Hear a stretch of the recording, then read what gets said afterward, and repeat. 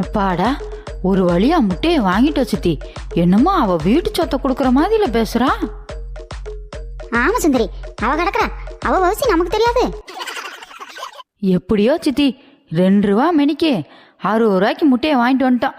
30 முட்டையா, உனக்கு 15, எனக்கு 15. ஆமா சுந்தரி, முட்டையை அவிச்சு திங்கிறான், நல்ல சத்தா இருக்கிறான். பார்த்து போ சுந்தரி, முட்டை கீழே விழுந்துற போதே, பார்த்து சூதானமா நட. சரி சித்தி. என்ன சுந்தரி, இங்கிட்டு இருந்து வர? ஏன், உனக்கு பார்த்தா தெரியலையா? முட்டை வாங்கிட்டு வரமியா. சத்துணவு முட்டையா? ஒரு முட்டை 2 ரூபா, 60 ரூபா கொடுத்து 30 முட்டை வாங்கிட்டு வந்திருக்கான் எனக்கும் சித்திக்கும். இன்னும் முட்டையா சாப்பிட்டு நானும் சித்தி உடம்ப தேத்த போறோம். புரோட்டீன் விட்டமின்லாம் ஏத்தணும்ல. சுந்தரி, இதே எதுக்கு போய் இவங்கிட்ட சொல்லிக்கிட்டு இருக்க? ஆமா ஆமா, கலெக்டர் மேடம் சொல்லிட்டாங்க. ஏ போட, வேலையை பார்த்துக்கிட்டு. இந்த கிழவிக்கு எகத்தாளத்தை பத்தியா? சரி தள்ளியா, நாங்க வீட்டுக்கு போறதுக்கு. நீ போய் உன் வேலையை பாரு. சுந்தரி, நான் இருக்கும்போது நீ எதுக்கு சுந்தரி முட்டையை தூக்கி சிரமப்படுற? கொண்டா சுந்தரி, நான் கொண்டு வரேன்.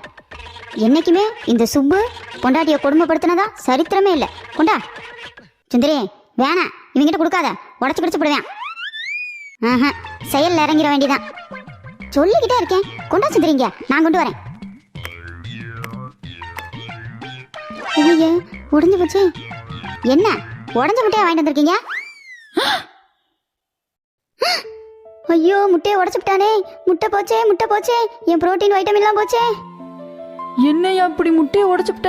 ஐயோ போச்சே, முட்டை போச்சே. சித்தி, முட்டை உடஞ்சு போச்சு சித்தி. பொறுப்பில்லாதவங்க கையில பொண்டாட்டியை பிடிச்சி கொடுத்த மாதிரி தான் ஆச்சு. முட்டையை பூரா உடச்சுட்டான். ஐயோ, இப்படி முட்டையை உடச்சுட்டானே. ஏன் இப்படி ஓவரா பண்றீங்க? வெறும் முட்டை தானே. என்னது முட்டை தானா? நான் புரோட்டீன் வைட்டமின்லாம் சேர்த்து குஷ்பு மாதிரி ஆகலான்னு பார்த்தேனே, இப்படி முட்டையை உடச்சுட்டானே. ஆடேங்கப்பா, குஷ்பு மாதிரி ஆகுதாம்ல, குஷ்பு மாதிரி.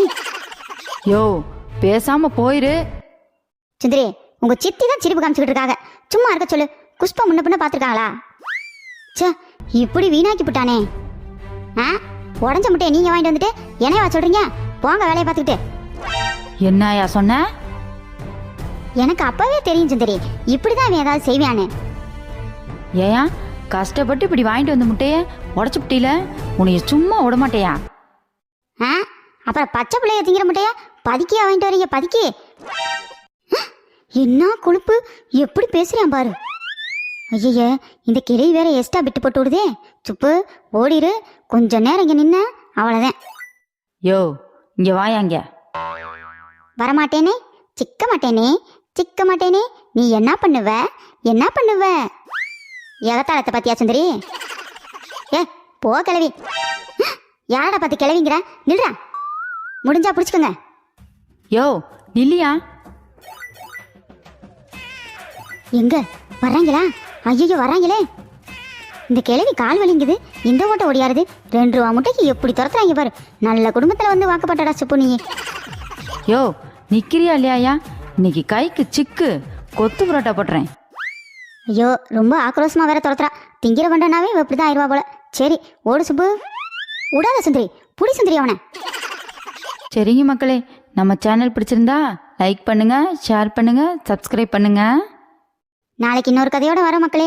பாய்.